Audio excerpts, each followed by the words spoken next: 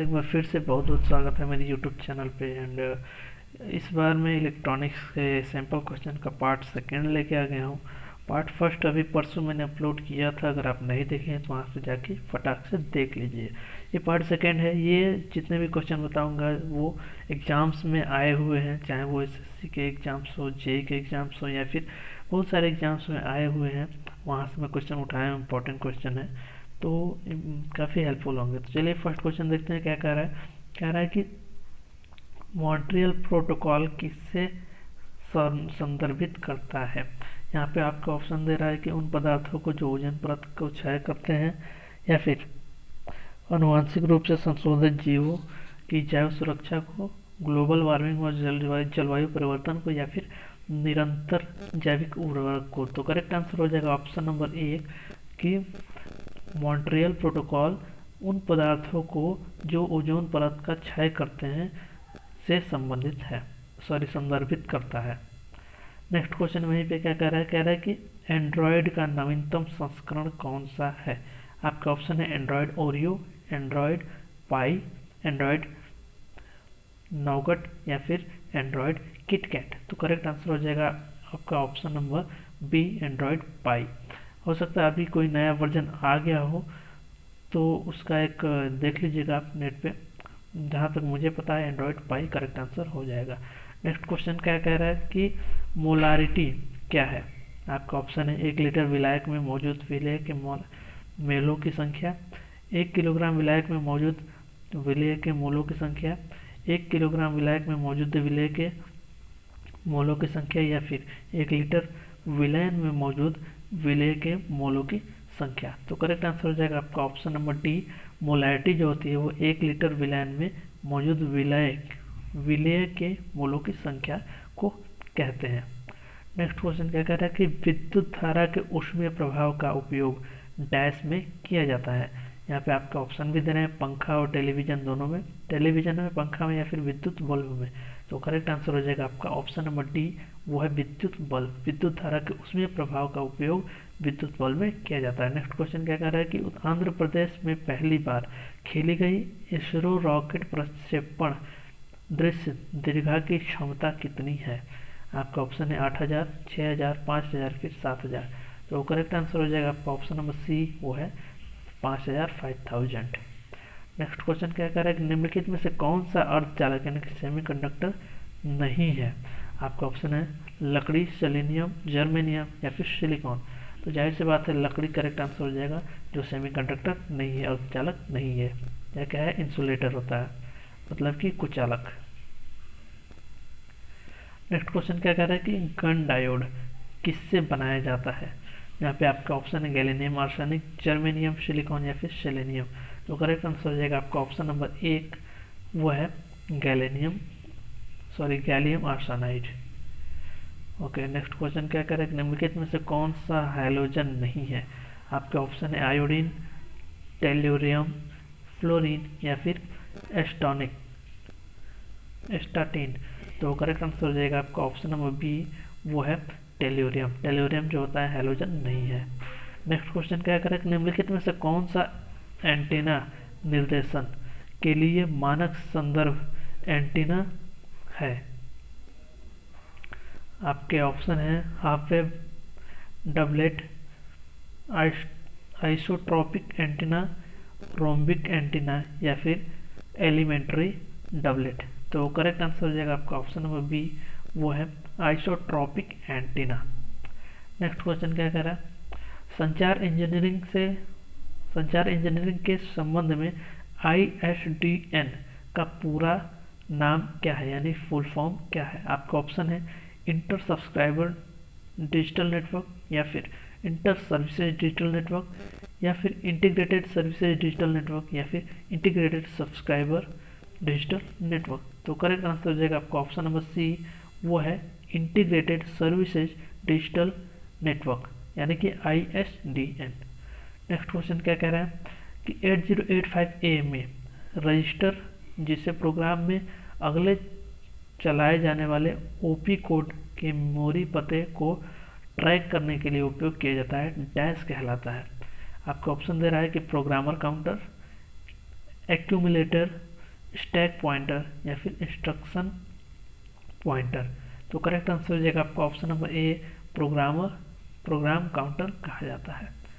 Next question क्या है, निम्नलिखित में से किस फंक्शन का उपयोग स्ट्रिंग में किसी कैरेक्टर की अंतिम घटना को ज्ञात करने के लिए किया जाता है। आपका ऑप्शन है str bracket strnset bracket strrchr bracket या फिर laststr। तो करेक्ट आंसर हो जाएगा आपका ऑप्शन नंबर सी, वो है strrchr। नेक्स्ट क्वेश्चन क्या कह रहा है कि नेशनल ग्रीन ट्रिब्यूनल यानी कि एनजीटी की स्थापना कब की गई थी। आपका ऑप्शन है 2006, 2005, 2000 या फिर 2010। तो करेक्ट आंसर हो जाएगा आपका ऑप्शन नंबर डी, वो है 2010 में। नेक्स्ट क्वेश्चन क्या कह रहा है कि एक अवतल लेंस की क्षमता -0.5 डायोप्टर है, इसकी फोकस दूरी ज्ञात कीजिए। बहुत ही सिंपल क्वेश्चन है। The power of the convex lens is 0.5 d, what is the focus length. आपको ऑप्शन भी दे रहा है 4 मीटर, -2 मीटर, 3 मीटर या फिर -4 मीटर। तो करेक्ट आंसर हो जाएगा आपका ऑप्शन नंबर बी, -2 मीटर। आपको फॉर्मूला भी पता होगा, F = 1/d। तो जहाँ पे d यहाँ पे 0.5 यानी कि 1/2 दिया है माइनस में, तो ये ऊपर चला जाएगा तो माइनस में 2 हो जाएगा। सही आंसर हो जाएगा आपका option number B. Next question देखते हैं। कह रहा है कि मानक इंटीजर टाइप यानी कि इंट के लिए मान सीमा यानी कि वैल्यू रेंज क्या है। आपका ऑप्शन है -32,768 से +32,767 या फिर 0 से 256, कोई विशिष्ट सीमा नहीं है, या फिर -65,536 से +65,536। तो करेक्ट आंसर हो जाएगा आपका ऑप्शन नंबर ए, वो है -32,568 से +32,767। नेक्स्ट क्वेश्चन क्या कर रहा है कि मानव के आंतरिक अंगों में मौजूद असामान्यताओं का पता लगाने हेतु प्रयुक्त अल्ट्रासाउंड स्कैनर द्वारा इनमें से किस अवधारणा का उपयोग किया जाता है। आपका ऑप्शन है पराश्रवित तरंगे अंगों में मौजूद दूसरों द्वारा ध्वनि उत्पन्न में तरंगों में परिवर्तित हो जाती है। ऑप्शन बी कह रहा है कि दोष प्राप्त होने पर पराश्रवित तरंगे हानिकारक प्रभाव उत्पन्न करती हैं। ऑप्शन सी क्या कह रहा है, पराश्रवित तरंगे शरीर के ऊतकों से गुजरती हैं और ऊतक के घनत्व में परिवर्तन होने पर यह वापस परिवर्तित होती है। या फिर ऑप्शन नंबर डी कह रहा है कि पराश्रवित तरंगे बिना परावर्तित हुए पूरे शरीर से गुजरती हैं। तो करेक्ट आंसर आपका ऑप्शन नंबर सी हो जाएगा, ये कि पराश्रवित तरंगे शरीर के ऊतकों से गुजरती हैं और ऊतक के घनत्व में परिवर्तित होने पर वापस परिवर्तित हो जाती हैं। नेक्स्ट क्वेश्चन क्या कर रहा है कि सोनल मानसिंह एक भारतीय डैश है। आपका ऑप्शन है पाश्चात्य गायिका, शास्त्रीय गायिका, पाश्चात्य नर्तकी या फिर शास्त्रीय नर्तकी। तो करेक्ट आंसर हो जाएगा आपका option number D. Next question क्या कह रहा है कि निम्नलिखित में से कौन सा घटक स्थिर डीसी को परिवर्तित डीसी में परिवर्तित करता है। आपका ऑप्शन है रेक्टिफायर, चॉपर, साइक्लो कन्वर्टर या फिर इन्वर्टर। तो करेक्ट आंसर हो जाएगा आपका ऑप्शन नंबर बी, वो है चॉपर। नेक्स्ट क्वेश्चन देख लेते हैं। इलेक्ट्रॉनिक रूप से एक स्थान से दूसरे स्थान पर डेटा स्थानांतरित करने की प्रक्रिया डैश कही जाती है। आपका ऑप्शन है data communication, data receiving, data processing या फिर डेटा सेंडिंग। तो करेक्ट आंसर हो जाएगा आपका option number A, data communication.